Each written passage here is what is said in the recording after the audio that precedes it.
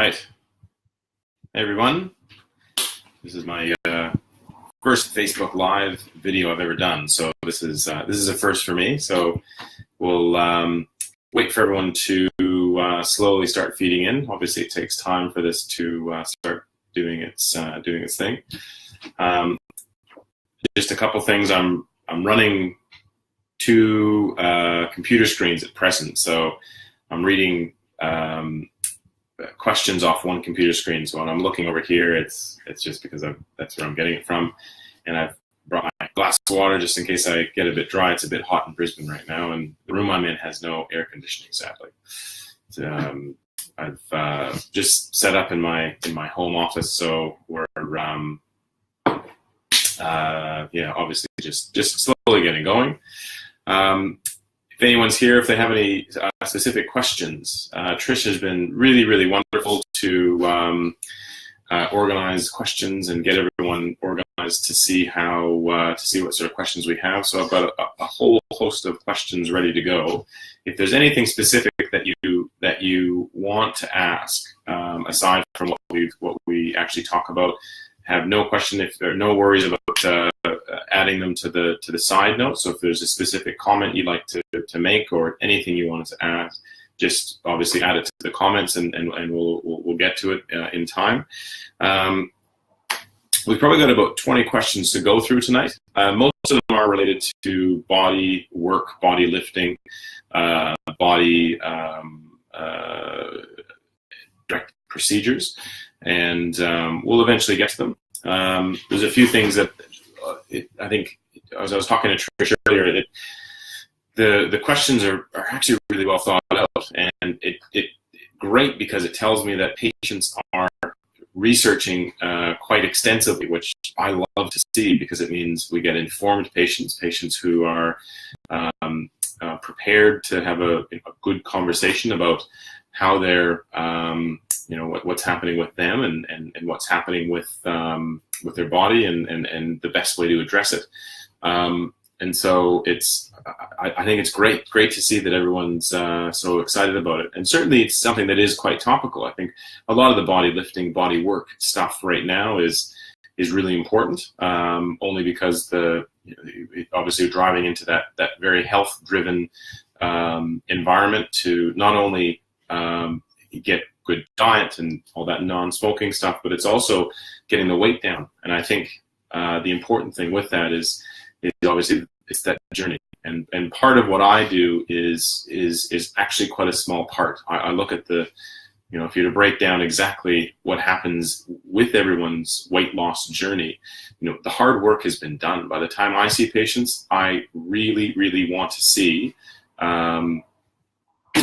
patients who are they've had their big work, they've had all their stuff done, and they come to me to just tidy things up. You've certainly in life, getting to the point where you've got a lot of extra weight, it's tough to look at yourself and say, I need to get rid of this. That's a big psychological barrier to come across, and that takes time. It takes time to address, why it's happened, and more importantly, to look at yourself and say, okay, like I've got to fix this.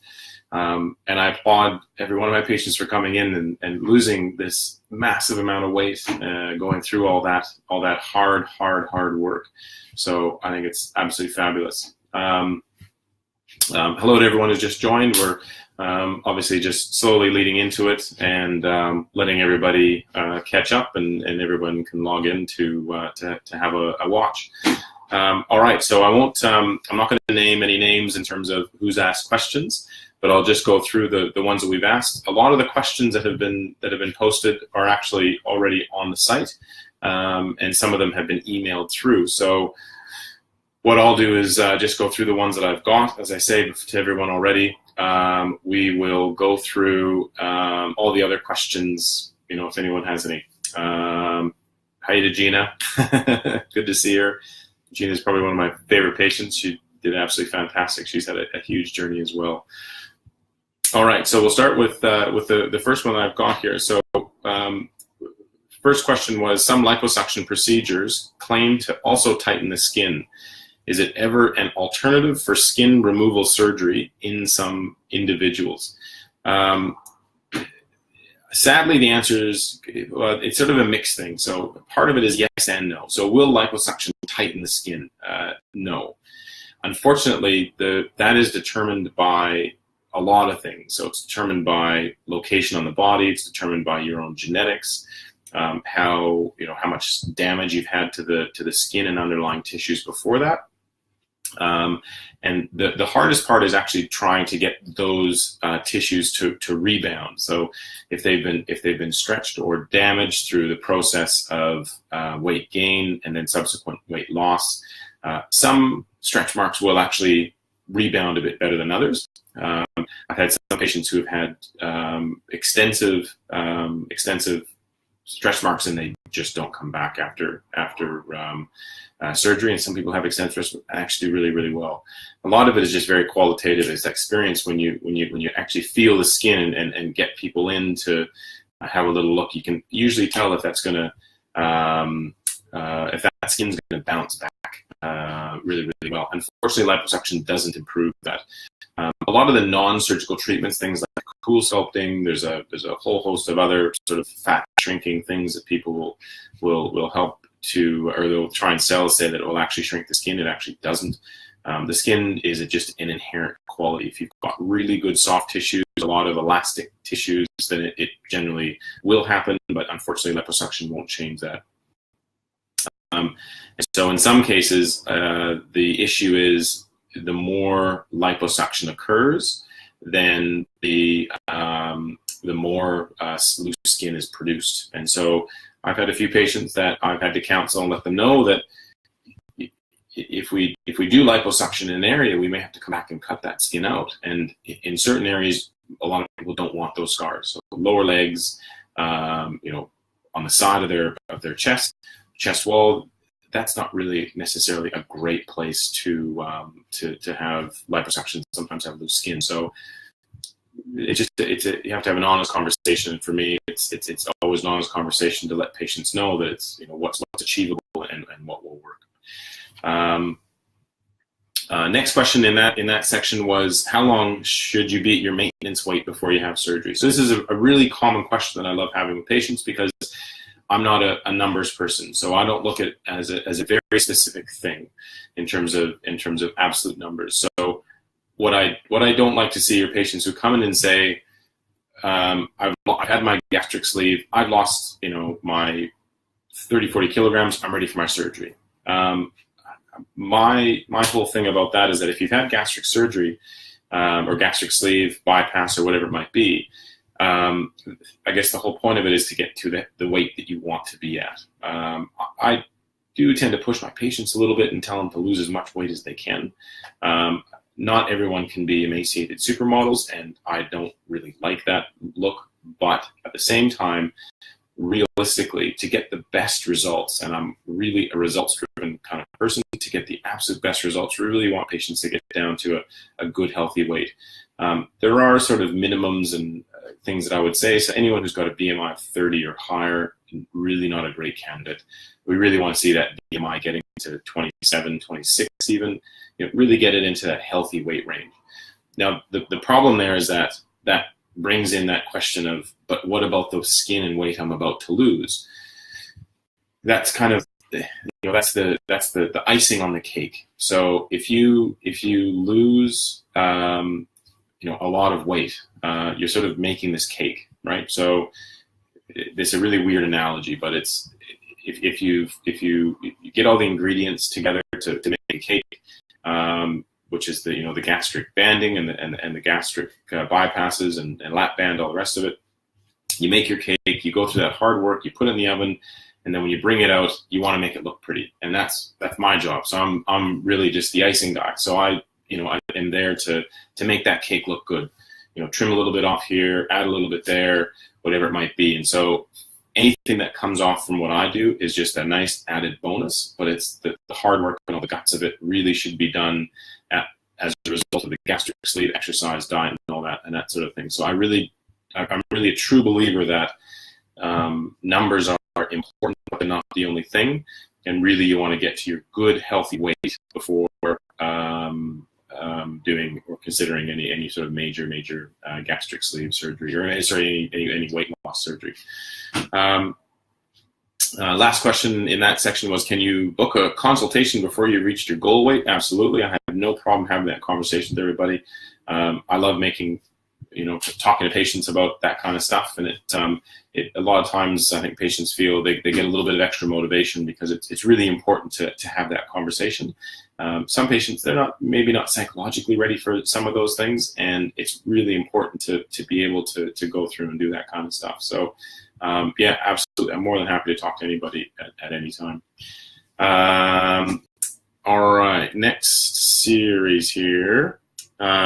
So next one has to do with exercise. So question was, can you start doing Pilates again, or when can you start doing Pilates after a tummy tuck? So question is, if I wait 6 weeks for exercise, can I start Pilates if all is going well in week 7? So my personal philosophy on this is, certainly if you want to start exercising after surgery, inclined walking or inclined, if you want to get on a treadmill and do a little bit of work, is perfect. Keeps your cardiovascular fitness up, keeps your muscles moving, and it keeps you healthy.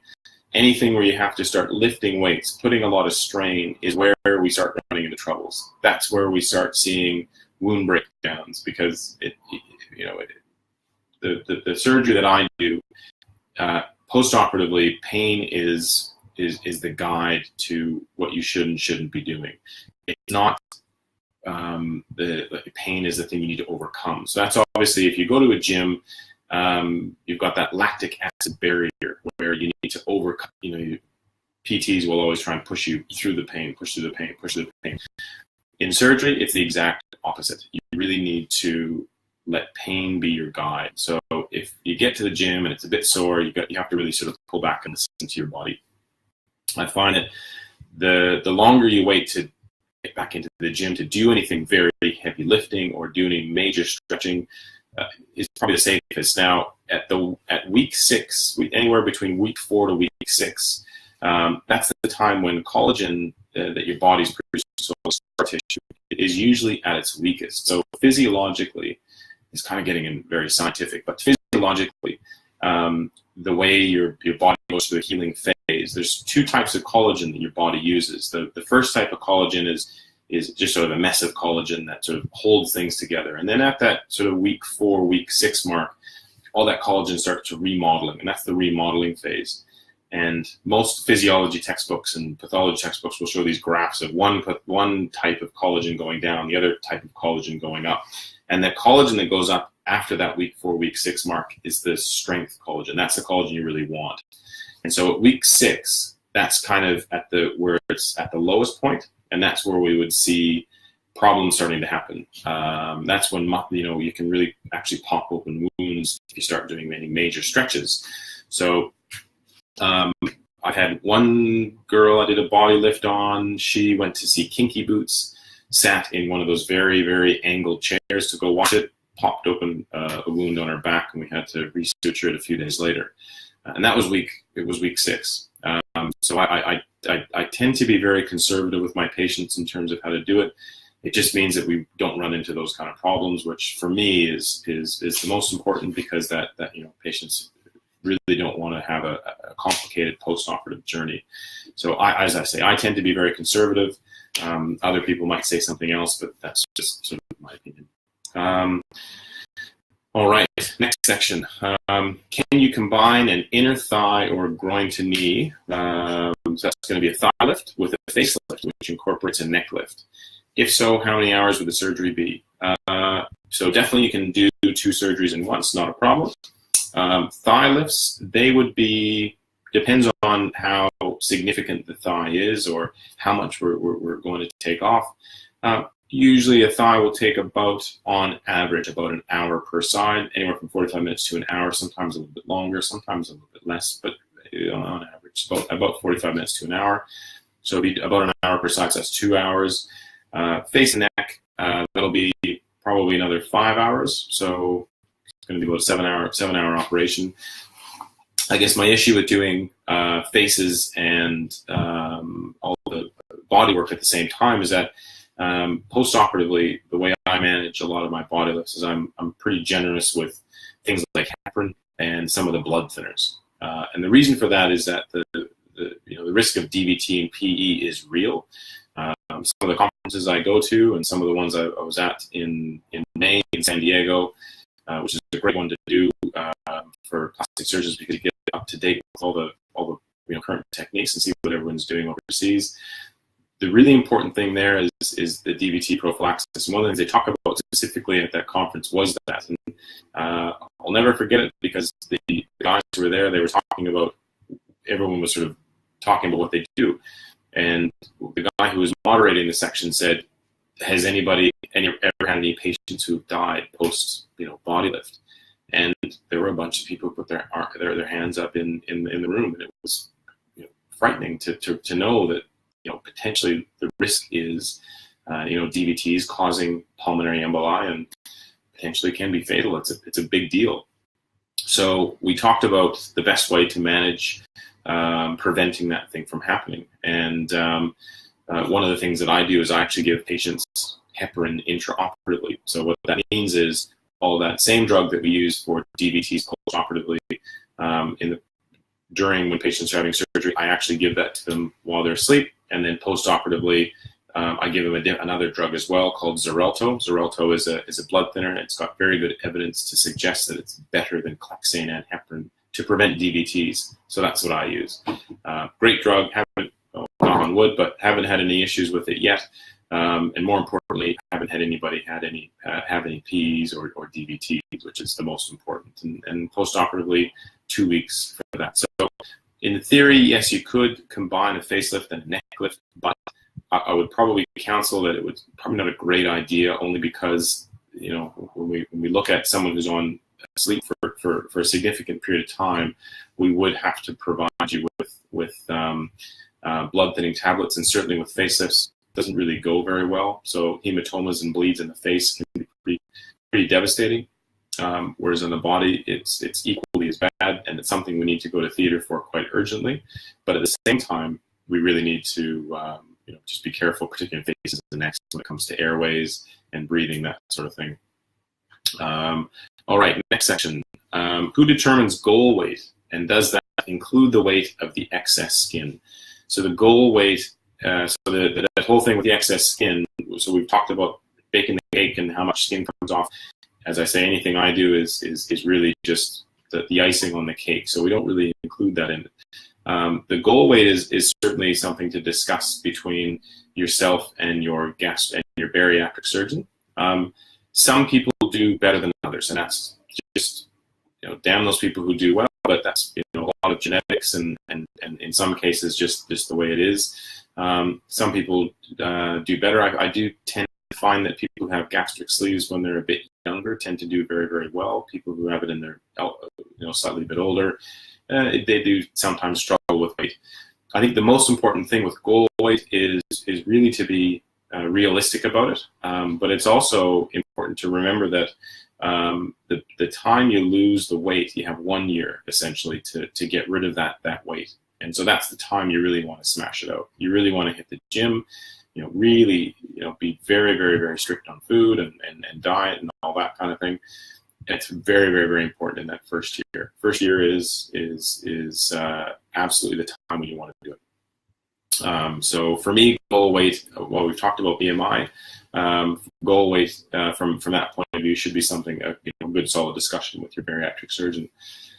For Melissa, this other one, we've got what would stop being able to perform several procedures in one surgery. So things like belt lipectomies, breast lifts, thigh reduction, and arm lifts. So I've got a philosophy on this, and I guess my strategy is knowing that a lot of people will have different areas of their body done at different times. I would usually say try and break it up into 2 surgeries. So we do the big surgery first, which is the abdomen and circumferential, usually plus thighs. So try and do 2 in 1.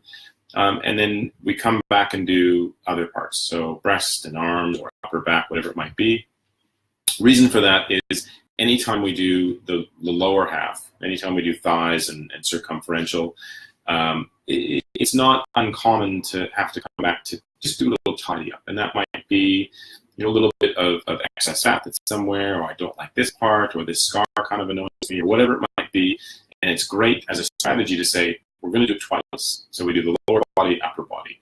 Again, in terms of doing that as a safe procedure, some people don't like doing it. I don't know why, but I haven't had any issues with it. I've got a few anesthetists that I work with who, we have our routine down quite pat, and it works very, very well. So for circumferential, we start patients prone, do what we need on that side. We turn patients over, do the abdomen, and then the other area that they want done. So for some people, they've had a huge weight loss and they've got a lot of arm excess, and they'll come in and say, I don't like my tummy and I don't like my arms. So, all right, we'll do those ones first, and then we can come back and do, if you want, breasts and thighs or whatever it might be. So for me, I'm always willing to see which areas you want to do first, but as a general sort of rule, I would do a circumferential because that's the big operation. That's the one that takes longest to recover from.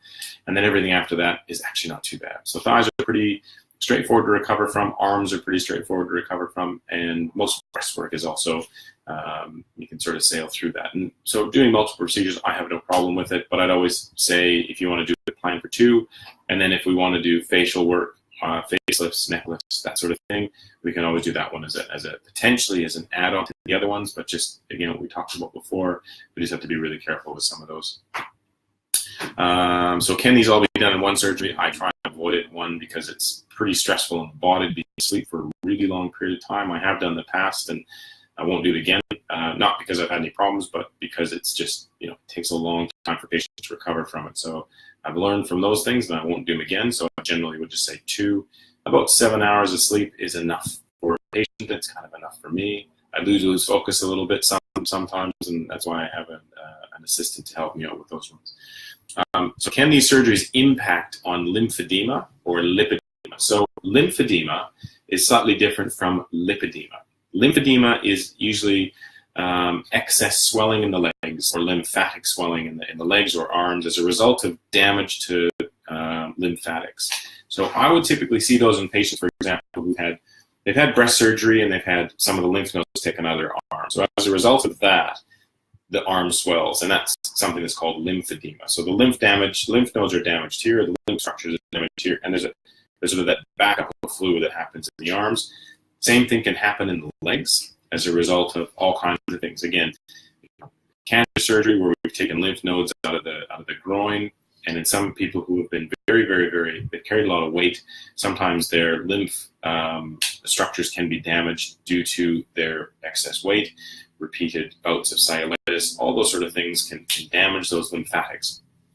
And as a result, they get that sort of lymphedema that can occur. So in what I do, depending on where that is, we can certainly modify some of the techniques and use certain different techniques to address that. I can't fix the lymphedema. So that's probably the hardest part. Can I fix it? I can't really create new lymphatics, but what I can do is get rid of some of the excess tissue that might be causing the problem, and that can be on the inner thighs, that can be in the arms, and it's a lot of it is really just to address that excess. So again, it's that contouring.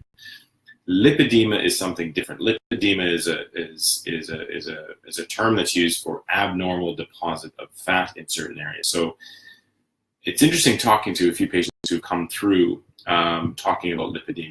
The treatment for lipedema is essentially just getting rid of it. So liposuction, direct excision, all that sort of thing. So there's no sort of magical thing. It's just a descriptive term. Typically, I would see that women will get it abnormally in their thighs. So it depends on your body makeup. Some people they just carry weight in a slightly different spot. It might be the tummy, might be the thighs, might be the legs, might be the bum. That's different for everybody. I find that depending on your body type, and women generally will hold it on the lateral part of their thighs. They hold it just with that lovely term called saddlebags. That's typically where they hold it, especially after pregnancy or during pregnancy. And the other place is usually around the backside. For men, it tends to be in their flanks and their abdomen. So lipedema would be after big weight loss. Some areas just don't lose that weight, and that's understandable. There can be a lot of reasons for that. Sometimes the underlying tissues have been damaged, and as a result, that fat sort of just holds off and doesn't actually get fixed. It sort of doesn't get lost, and it's really hard for that fat to sometimes get lost. But again, it's fixable. It's one of those things that we just hit it pretty hard with the liposuction and sometimes direct excision, if that doesn't help. But I would typically say that yes, it is certainly, they can impact, all those surgeries can impact on the lymphedema and lipedema. Next one, interesting question. Why are Australian doctors not producing the same look as Mexico, Dominican Republic, and America when it comes to Brazilian butt lift? Good question. I think most surgeons don't really want to be too controversial and create really big butts. I think it's probably a little bit of a cultural phenomenon. Certainly in the United States and Mexico and other places, there is a bit of a trend. It's one of those trendy things, and it might be great and trendy this year, 5 years from now, but it might not be so trendy after that. And the question is, what do you do with it then? You've got these huge buttocks or these huge areas that we've put fat in. How the heck are you going to get it out? And that can be a bit hard, because we know that putting fat grafting, which is essentially what the Brazilian butt lift is, putting that in is the easy part, but it scars and it tends to be very difficult to get rid of down the track. And so it's an issue that no one's really 100% resolved just yet. And I think, as a general rule, most Australian plastic surgeons are probably just a bit conservative. You don't want to be too controversial. You don't want to appear like some, cowboy who's doing some crazy stuff. That being said, certainly for circumferential body lifts, I've increased the amount of volume that I've started to put back into patients. For circumferentials, I tend to use a lot of the patient's fat, so I do something called auto augmentation. I'm happy to do a completely separate thing about that, but it's essentially preserving the tissue in the buttock, lifting the current buttock skin over top of that, so it actually keeps that volume there, and then doing liposuction in various places, thighs, lower back, and then processing that and then re-injecting. And that's the fat grafting part. And that I've increased the volumes that I've been doing that over the past couple of years. I know I started initially, 150, 200 cc's seemed to be okay, and now I'm getting up into the 400s and 500s, which again seems to be perfectly fine. I think the Brazilian butt lift, there's a guy in Boston and New York, and his name's Dan Del Vecchio, and he does some pretty big butt lifts. Sometimes he'll do up to 1.5 liters per side, which is a lot. I don't know if I'd necessarily be comfortable doing that, only because that's a result that your name is attached to it, and that's exactly what it would be for me as well. And so I think a lot of plastic surgeons would look at that at the same time as well and say, I don't really know if I want to be known as the butt guy. I don't mind doing a little bit of fat grafting, but I think a lot of people will, plastic surgeons might get a little uncomfortable with it, and that's probably why they don't push the limits a little bit too much. Last question of that is someone who's lost 56 kilograms, sitting at 65 kilograms. Is the Brazilian butt lift advised to be done before a body lift or after for best results? As I say, I do the same time. So I use a technique called buttock auto augmentation, and what that does, it preserves the volume that you've already got there. We just lift that bit of tissue over top, and then also re-inject at the same time. Some patients don't like it; they do feel they get a bit of a bubble butt afterwards, and that doesn't bother me. I think, because I know that eventually some of that does drop down, and it does go down to a better thing. But it's also personal. I'm not here to judge. So if someone came in and said, I want that, then we'd have a talk and see, can we do it? That's probably the most important thing. And as I say, I'm not here to say it looks silly. It's certainly something we talk about and go through photos and see what works best for you. I've got a patient here, another question here. So the lady's having a lower body and thigh lift. I was wondering what cream or ointment to use on my scars. So silicone. Silicone's probably the best thing, in my opinion. There's so whenever we look at what's best for scars, I generally would look at burns data. So of course, anyone who's had a bad burn, they produce a lot of scar. And so a lot of the scar treatment regimens that we get in plastics, we've actually used in burn surgery because for that reason they get a lot of scars. There's 3 publications off the top of my head that have been published that are randomized control trials. And randomized control trials are obviously the most powerful way of determining which way to give you the best data. Those randomized control trials looked at using pressure, using silicone, and vitamin E.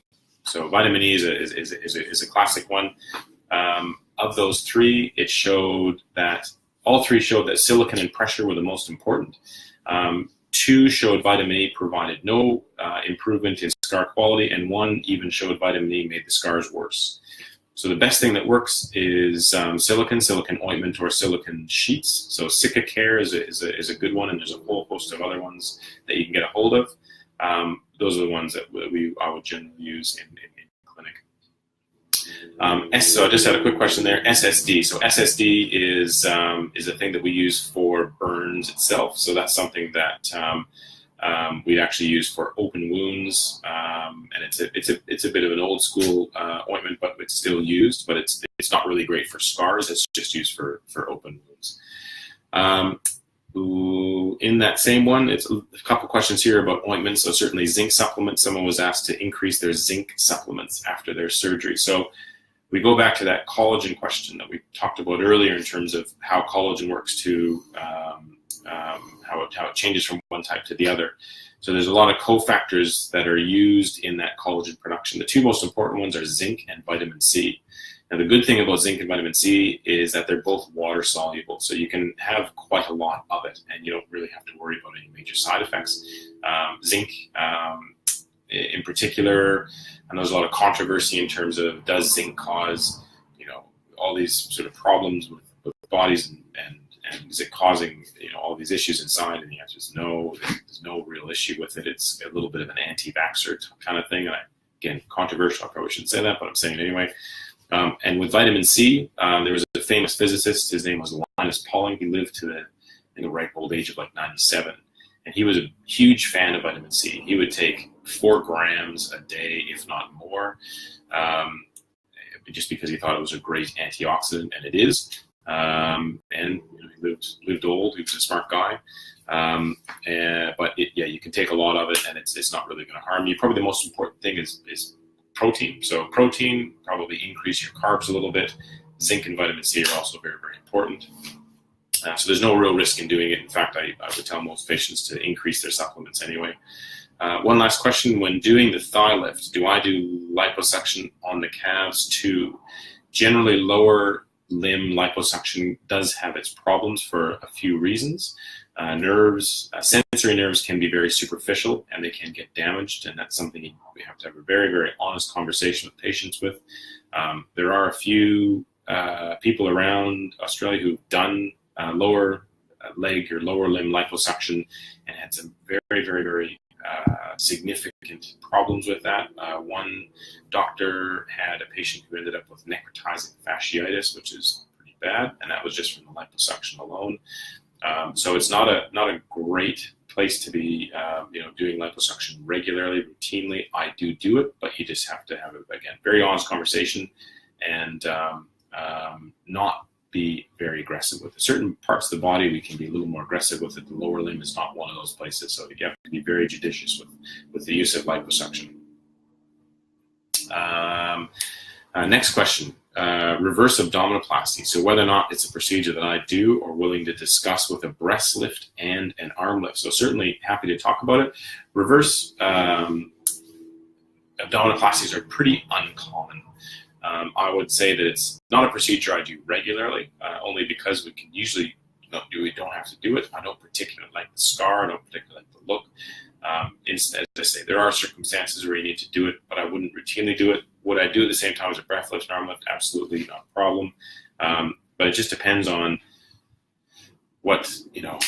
whose post-operative photos you've seen, and some people will really try and promote that one. And there's a lot of reasons why people like to promote those types of procedures, usually because particularly in the United States, they do them in their office. So they're not actually doing them in a big hospital, they're doing them in the office because it's all the weird American health regulations and insurance issues that they've got. People have to pay a lot of money to get these kind of procedures done in the hospital. So as a result, a lot of this is done in office-based stuff in the U.S.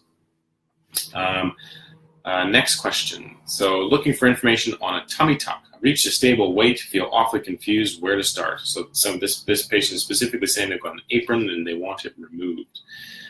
So has anyone had this done in Canberra? So Canberra is, there are certainly some fantastic surgeons down there that certainly can do that. And when it comes to the severity of the apron, it really depends on how much weight you've lost and starting weight, finishing weight, all that kind of thing. Certainly apron ectomies. So for patients who started at starting weight of 200 plus kilos and they've lost, they're down to 100 kilograms. Those are the patients that I would see who actually have proper aprons, and these are ones that are down to mid thigh. And those are doing an apron ectomy is a completely different type of procedure than doing an abdominoplasty. So abdominoplasty is one where we actually address the abdominal wall laxity. That's where we tighten the muscles and do a lot of work along the abdominal wall, whereas just getting rid of the apron is a slightly different one. That's just getting rid of that excess skin that's hanging down, and that it wonders for people who have those big aprons that hang down because they're major issues on their back, and afterwards they actually get somewhere to put their hands. They're not putting it on this big thing that's hanging down. It's actually they get their lap back basically, and so it's a slightly different type of procedure, slightly different area. This one sort of goes on to say that they've got private health care but no spare cash, so will it be covered by Medicare? So certainly those procedures are covered by private health. So that's something that does carry an item number with it. So the important thing there is that if it's got an item number, most private health funds will cover it. That means they cover the cost of the hospital stay, they cover the cost of the anesthetic, ICU if needed. But probably the hard part to say is what's the gap? And the gap is something that obviously you need to have a discussion with your surgeon about. And those are the sort of procedures that can be covered also if you want to get your money out of your super. That's absolutely within the same limits of that, and you can do that. We've got a lot of patients that come in to do that as well, and it's great. It's an easy thing to do, not really much of an issue. And best place to start is definitely with your GP. If you're the surgeon you specifically want to see, just mention that to your GP and they can refer straight through. Next question, kind of related to that one. Has anyone been approved by Medicare for skin removal, tummy tuck, thigh lift after 40 kilogram weight loss, but no skin conditions? So you may not find you've got as severe skin conditions as everyone else, but in the Medicare book, so the regulations surrounding that, there's a few things that you need to tick. So you've had a big weight loss, so that's tick number one. Tick number two is you've got a lot of excess skin that's causing troubles with day-to-day activities, so that's another one. Your weight's been stable, so that's tick number three. And for me, that the ADLs / skin rash is not too far from themselves. The skin rash, the reason why they put that skin rash in, so they're saying that is the skin redundancy so bad that it's actually potentially going to cause an issue with skin integrity. Well, I think it's potentially if you leave it there for long enough, absolutely it will. And why leave it to cause a problem, which we know it ultimately will? Why not just fix it up before it causes that problem? And so for me, I'm happy to put it through to the health funds, because once we do, all they see that you've had stable weight loss, you're having problems from day to day, and it's you sort of mix that, you sort of hit those marks in terms of Medicare numbers, and it works really, really well. So I have no problem going through with those ones, particularly if you hit those marks. And the last one for the one that we've got here is along those Medicare battles line. So has anyone had brachioplasty items refused because it was done at the same time as abdominoplasty? I've never had that issue. In fact, it's always cheaper for the health funds to do it at the same time. So if they have any issue, two options. One, try again. Depends on sometimes with the health funds, depends on the time of day, the phase of the moon. if you talk to Bill or John or Nancy behind the phone, some people will say yes, some people say no. Certain health funds aren't as good as the other ones. I'm not going to name any, but there are a few that are really, really difficult that I deal with. There's a few health funds that I don't deal with because they are very, very bad. NIB is probably the one that I refuse to do any work with because they are just absolute bastards. They really, really, really are. They've had patients that come in and they've actually refused care, even though we've actually done an operation. It's very frustrating. But they're just saying in Medicare, apparently there's a Medicare rule is that they won't pay the 30171, which is a lipectomy or the arms, and they won't do it at the same time surgery 30177. I do quite regularly and never had any issues with it. And have I ever heard of anything so stupid? Yes, all the time. I hear these health funds are just an absolute pain in the you-know-what. It's just annoying. So we'll go through just a couple questions here. A couple of people have asked some things as I've sort of chattered on here.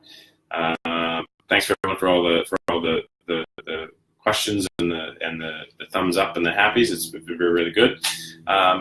So Maggie's just wondering. She loves weightlifting, planning on a belt lipectomy, brachioplasty, and mastectomy in June this year. What time frame looking back getting into full weightlifting post-op? So with the belt lipectomy, so that's obviously the one that's going to go all the way around. For me, again, I would wait a full 3 months with all that work that's being done.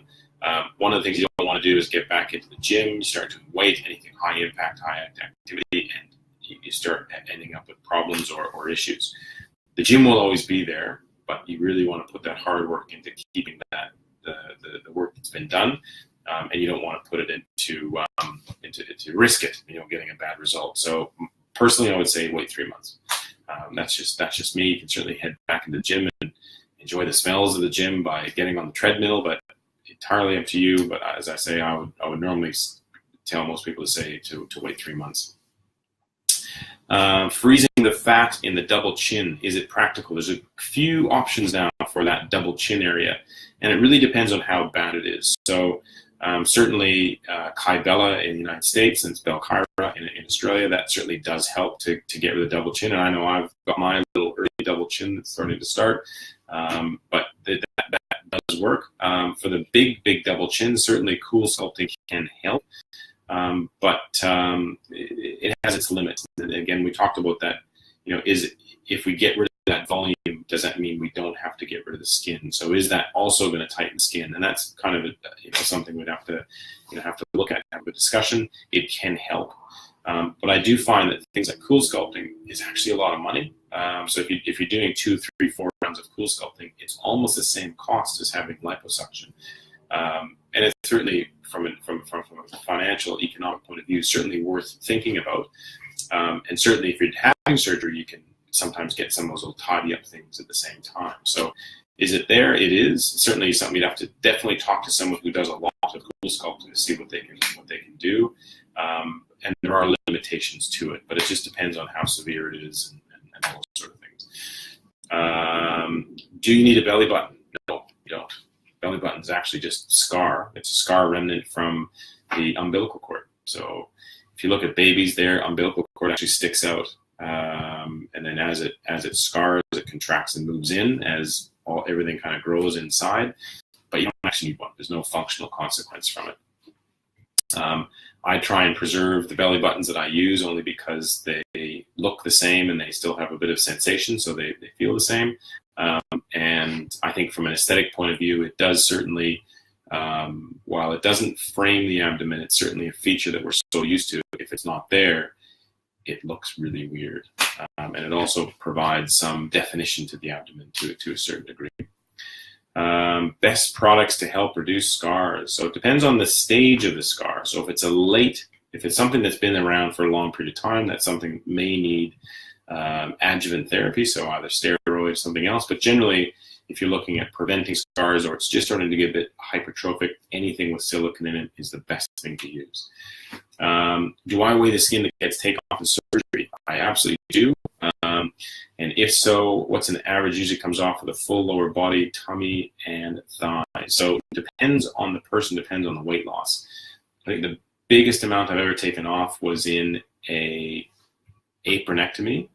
just an apron ectomy alone, I think that was 15 kilograms, and that was because it was down to the person's knees and she couldn't function from day to day. So taking off that amount is a massive, massive improvement for her.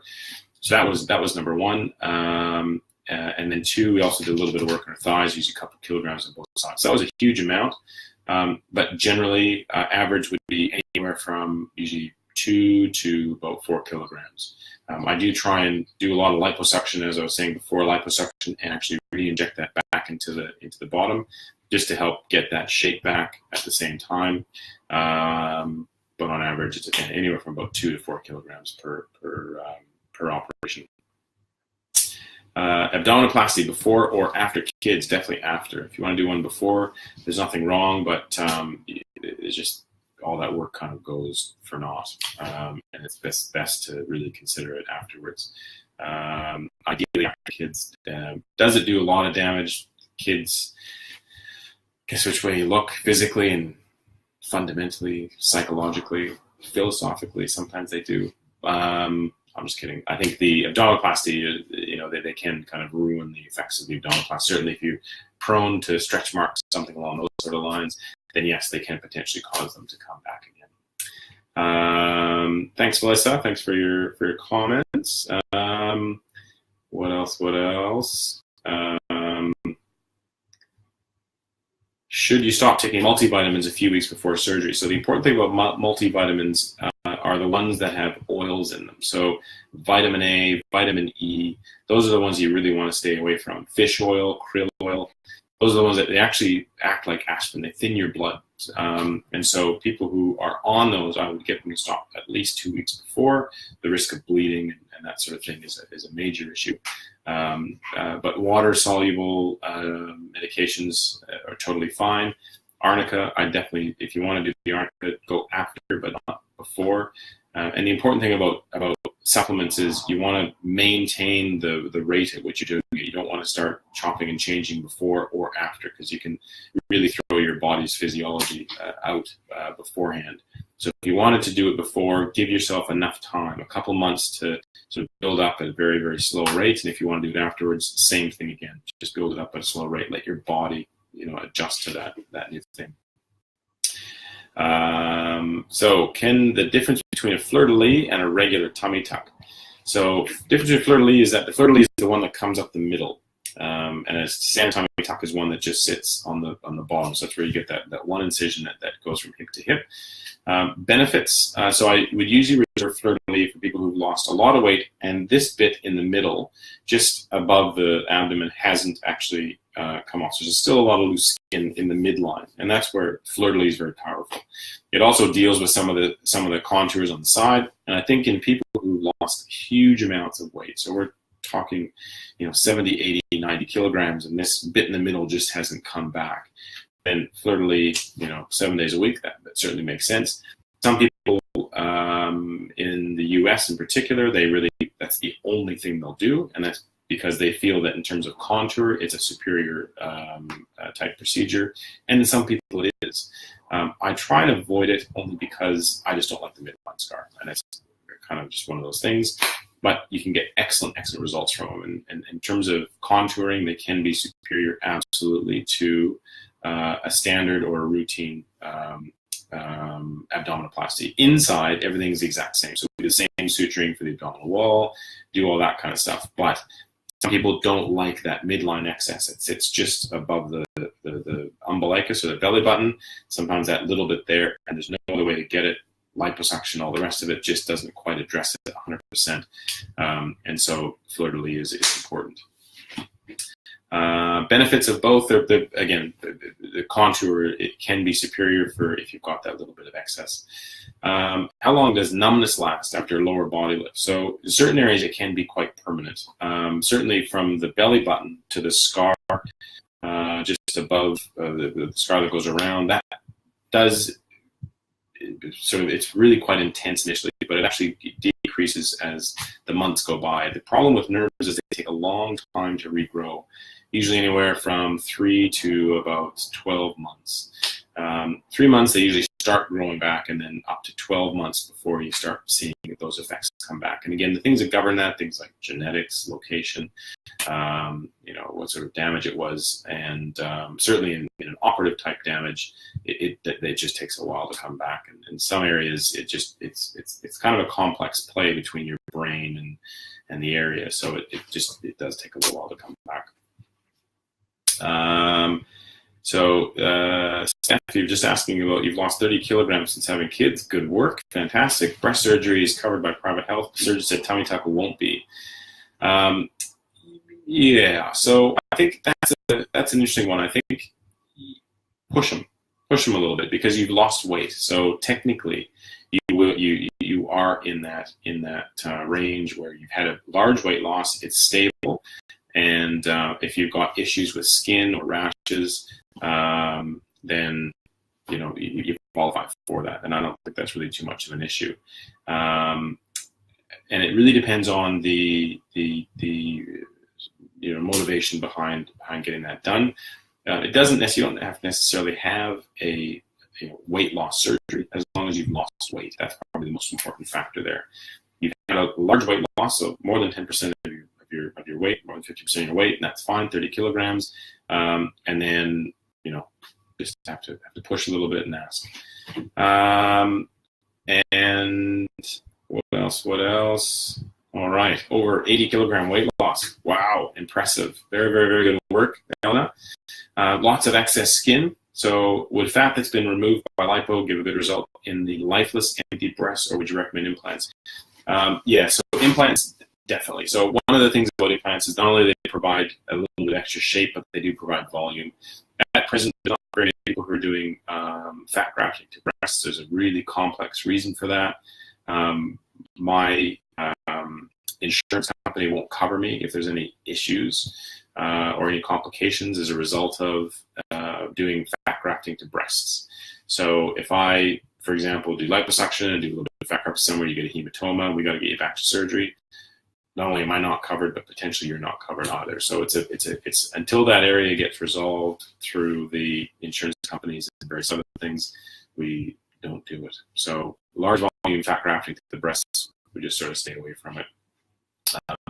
The good thing about implants is that they're predictable and pretty easy to discuss with.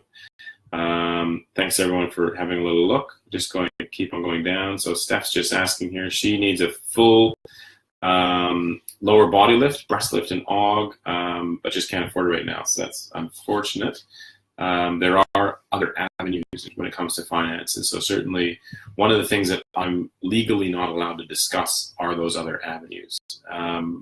Certainly using your super is an option, and certainly there are some good people around who provide payment plans. I think Trish can probably point you in the right direction. But in my rooms, I'm just legally bound by not being allowed to discuss that kind of stuff, unfortunately. Which I think is a bit silly. I think it usually leaves a lot of patients sort of resorting to areas where they shouldn't be, and sometimes not getting, proper financial sort of discussions about that. And so I would normally say, if you're having thoughts about where to go, certainly ask around this forum, this group. There's a lot of people who've done things certain ways, and it works very, very well. The super fund seems to be a good place to access because it doesn't actually leave you with a big financial debt, which is probably the most important thing. But certainly talk around and see what other people have done.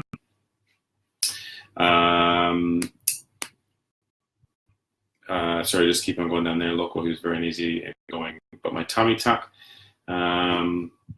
Yeah, and it's certainly some of those things that we can talk about. That's certainly one of those discussions, and certainly around the forums. As I say, Trish is a great resource. She's absolutely fantastic, and she can put you in direction of a few people who could certainly help and give you some ideas. And yeah, I'm more than happy to see patients who have had work done elsewhere. It doesn't bother me at all. It just depends on what we're trying to achieve and make sure we're on the same page. Probably most important. Any time frame that you must wait between tummy tuck and breast aug? Again, 3 months for the tummy tuck is probably the best. Allows all those little issues, contour problems that you might want to get addressed as a result of getting the breast done. And certainly if you do the breast aug first, same reason we'd want to wait 3 months, let everything kind of drop and settle down before we'd actually really go in there and do something too crazy. Health fund that I'd recommend. So let me get my phone. There's a website you want to go to, and that website is, I think it's called the AHSA. So I keep this on speed dial because I do get that. So it's these guys. So the AHSA, Australia Health Service Alliance. They've got a whole list of what we call the good health funds.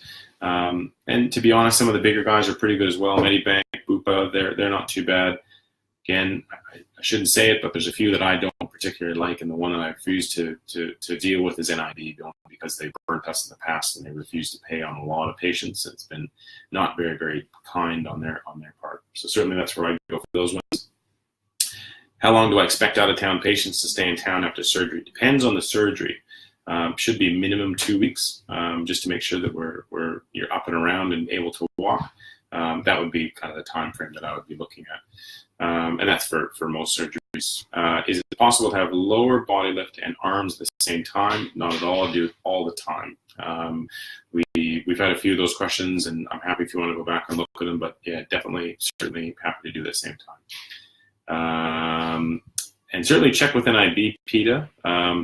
Some days good, some days bad. It depends on the level of cover. But they can be really difficult. As I said, we've had some issues with them in the past. All right, I think I've talked enough. Good to hear from you, Marika. Hope everyone has a great Australia Day weekend, long weekend. Enjoy the sun. Hopefully it's sunny where everybody is. Don't get up anything too crazy, and keep it safe. Thanks everyone for coming. Thanks for all the questions. Love doing it, and look forward to doing it again. Thank you.